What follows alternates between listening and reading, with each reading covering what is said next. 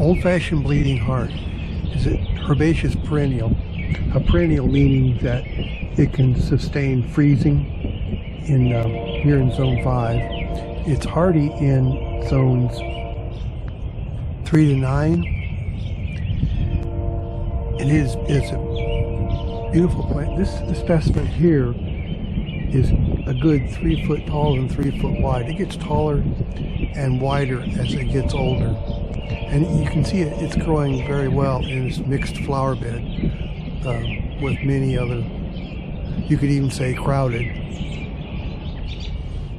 And it likes partial shade to full shade. And it gets about half day of sun here, this location. And well-drained soil with a lot of organic material.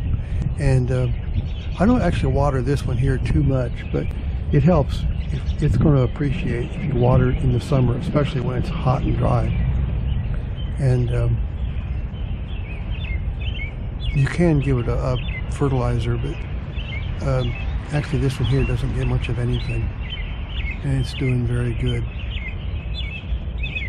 In fact, it's sort of under a big maple tree. Very easy plant to grow.